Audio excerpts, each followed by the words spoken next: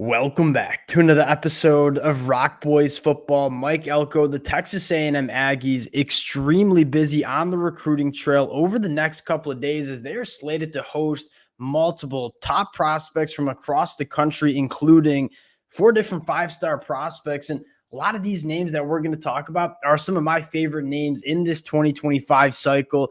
You look at Mike Elko, what he's doing on the recruiting trail.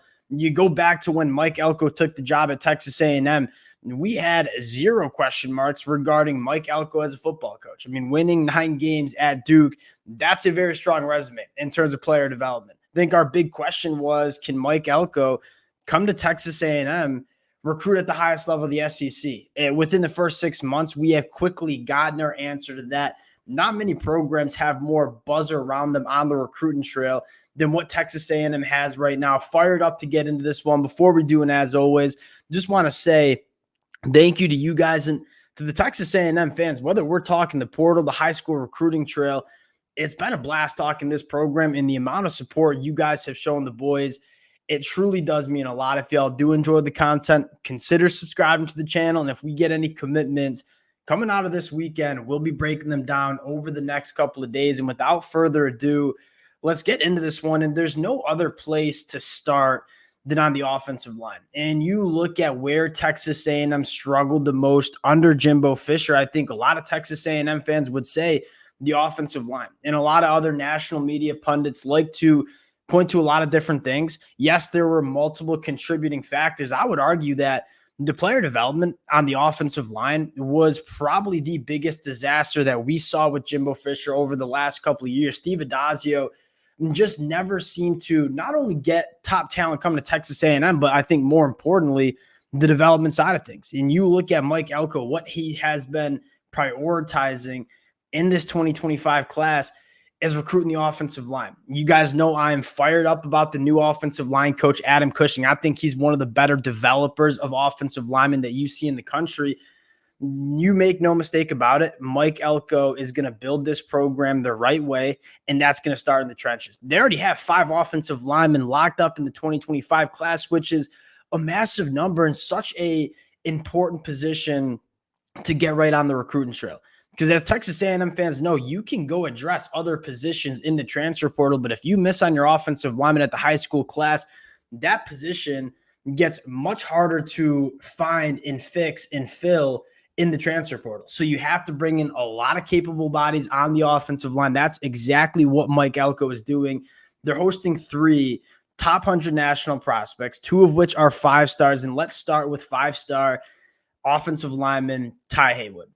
Denton, Texas, this is, and we've talked about Ty Haywood a lot. The narrative I would give around Ty Haywood, and this is kind of a rare compliment to give, high floor, high ceiling. And what I mean by that is I look at Ty Haywood and say the ceiling is so incredibly high with Ty Haywood. There's a very good chance that you are looking at a top 10 NFL draft pick over the next couple of years. 6'5", 285, carries the weight extremely well, extremely long arms. From a physical trait standpoint, he's checking every single box. So that gives you the really high ceiling. Now, what you don't normally say when you're talking about high ceiling prospects is also having a high floor. You look at Ty Haywood and I say, I have a very hard time seeing Ty Haywood not be a multi-year starter for this Texas A&M program. You turn on the film, he's super polished, really consistent hand placement.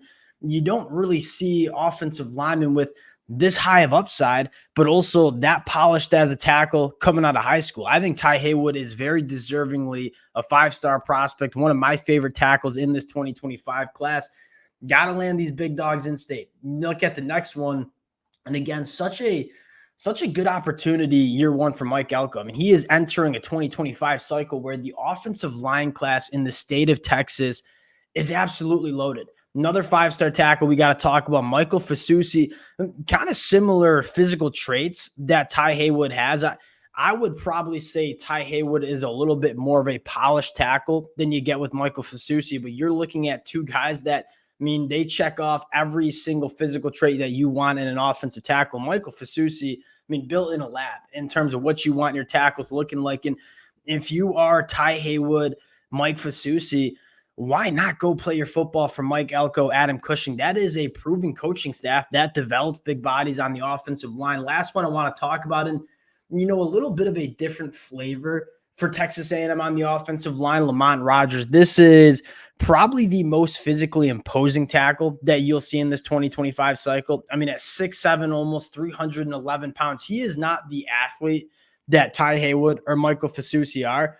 You look at Lamont Rogers, this guy could potentially play guard at the next level, but has that ideal length that you want at tackle. He's a road grader. Like when he is engaged with opposing defensive linemen, he's just moving bodies effortlessly. And you look at Texas A&M, Coach Colin Klein, they want to be able to run the football. I don't know if there's a better tackle to build a running game around than Lamont Rogers. And the way I'm looking at it for Texas A&M, you have 5 offensive linemen already locked up. We've broken down the film at all 5 of those guys. If you can land one of these 3 offensive linemen that are going to be on campus for Texas A&M, you look at that first offensive line class for Mike Elko and say, that's an awfully good start in terms of building what Mike Elko wants to do in College Station. I would love to see one of these guys end up in College Station. That offensive line class, it's already looking really good, could potentially get a lot better for Texas A&M. Now, going to some more skill positions, let's talk about wide receiver Khalil Lockett, also going to be on campus from the state of Texas. We've noted Mike Elko doing a really good job in state. You look at Khalil Lockett and say, not sure if there's a better wide receiver at the catch point than Khalil Lockett, right? At 6'2", 180 pounds, has a 6'7" wingspan. His body control, his physicality at the catch point, it's probably unmatched in this 2025 class. And although he probably doesn't have that long speed that you see someone like DeCorian Moore have in the 2025 cycle, this is a wide receiver that you have to respect what he can do working vertically down the field. And when you have wide receivers that you have to respect working vertically, that's going to help Colin Klein do a lot of the stuff that he wants to do underneath in this offense. If you're looking to get sold on Khalil Lockett, just turn on his film for 3 minutes and you'll be immediately sold. This is one of the more fun film studies to watch in this 2025 cycle. And another just super dynamic playmaker in the passing game, 5-star tight end Lincoln Cure. And I think this is a really interesting conversation and prospect for Texas A&M. I think, one, you look at who's in the lead for Lincoln Cure, it's Kansas State, right? He's from Kansas. Who was the offensive coordinator 6 months ago for Kansas State? It was Coach Colin Klein. Who was recruiting him to Kansas State 6 months ago? It was Coach Colin Klein. That's probably the guy he has the best relationship with on the recruiting trail. Now, Colin Klein coming to Texas A&M, I don't see why Lincoln Cure wouldn't want to come play for Colin Klein's offense. There are not a lot of offenses in the country that offer the amount of opportunities to tight ends that Texas A&M is going to offer. If you're one of the elite pass-catching tight ends, this is a program where you want to end up because you're going to have an opportunity to put up some big-time numbers. You look at a lot of different offenses not getting their tight ends involved in the passing attack. Colin Klein certainly did that at Kansas State. Ben Sinnott went, third round of the NFL draft? I think this would make a lot of sense. Then you get into the physical prospect of Lincoln Cure, 6'6", 220. This kid, he's an absolute freak. Kind of reminds me of Carter Nelson committed to Nebraska in the 2024 class.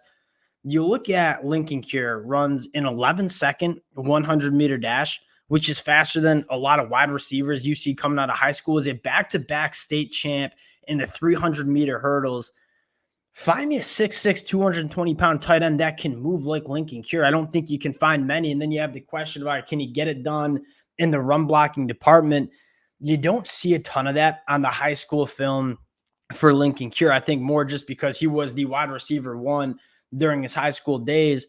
At 6'6", you can for sure put on another 15, 20 pounds, get him up to 240, 45 pounds. And I don't have many question marks about him getting it done as an inline blocker. But when you put a tight end that is as dynamic as Lincoln Cure into this Texas A&M Coach Colin Klein offense, I think that is an extremely exciting proposition. The player that I have my eyes on most, and I don't know if we'll get a commitment from Jonah Williams, but it does sound like Texas A&M is probably the leader in the clubhouse. You look at Jonah Williams, 6'3", 205-pound, plays the safety position at high school. I personally think he is going to be a linebacker in college.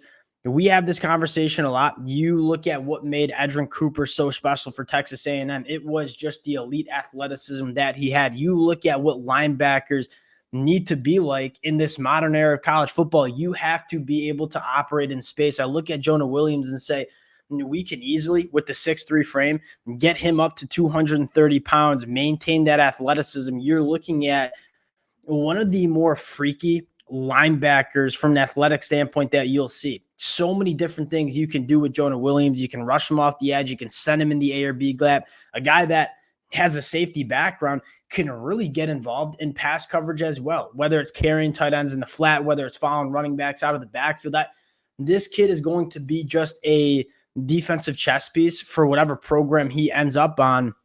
I think this is a massive target for Texas A&M. He's going to play two sports. He's going to play baseball as well. From what I've heard, and I don't follow baseball at the high school level, he is not just a good baseball player. He could just go to the MLB too. That's how good of a baseball player he is. So that's going to be an interesting storyline to follow. Massive fan of Jonah Williams as a football player.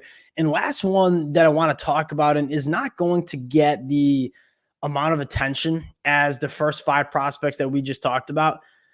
Marco Jones, as a Michigan fan, was visiting Michigan last weekend, got a chance to dive into the film. This kid's a freak show. 149 tackles as a junior, plays the off-ball linebacker spot.